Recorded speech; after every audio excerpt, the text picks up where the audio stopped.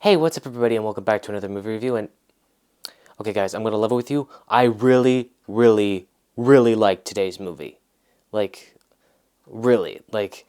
Not just because the movie itself is really good, although it is, but because it's based off one of the greatest science fiction novels of all time, Frank Herbert's Dune.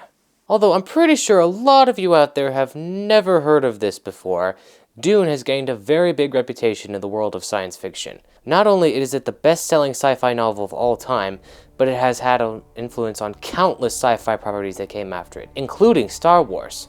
Set in the very far future, Dune takes the audience into an incredibly expansive world where the human race has spread out into the stars and created a massive empire across the far reaches of space.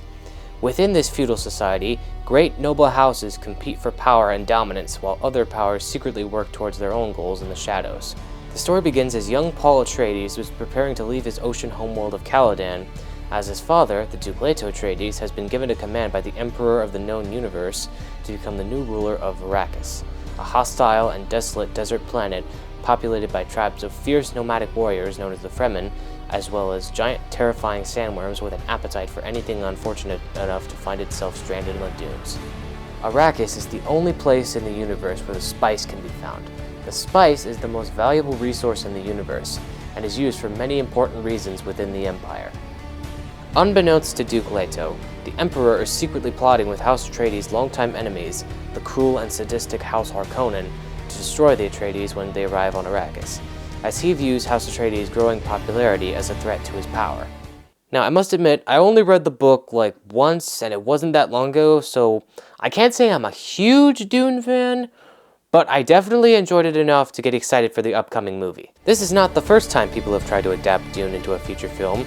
There was an attempt by director David Lynch in 1984, and while that film certainly had some memorable qualities, it was not so impressive. But when I heard that Denis Villeneuve, the director of films like Arrival and Blade Runner 2049, was at the helm, I was very excited to see what he could do with this kind of story.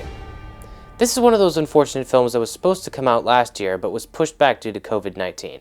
But after a year of waiting, I can happily say that the wait was most certainly worth it. I honestly don't know where to begin with this movie, but a good start would be that this movie is just gorgeous. This has top-tier cinematography and incredible special effects.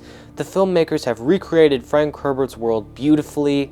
This is a visually striking feast for the eyes, and I am so happy that I got the chance to see it in the theaters, because I can tell that this is a movie that was clearly meant for the big screen.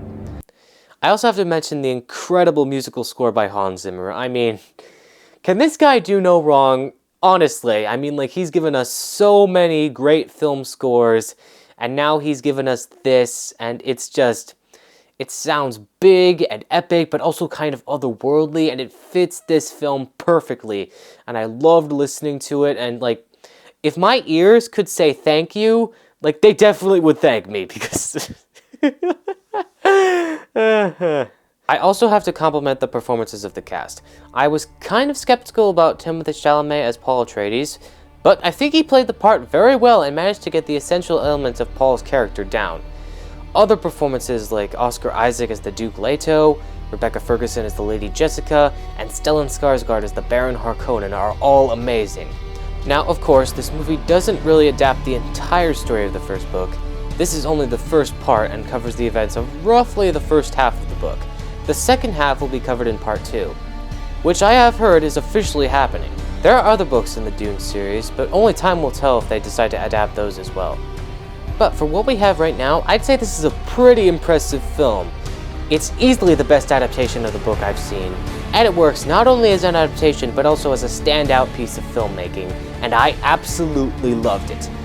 If you're looking for a new world to explore, I say go see this one and see what the future has to offer. My name is Riley, and I'll see you next time.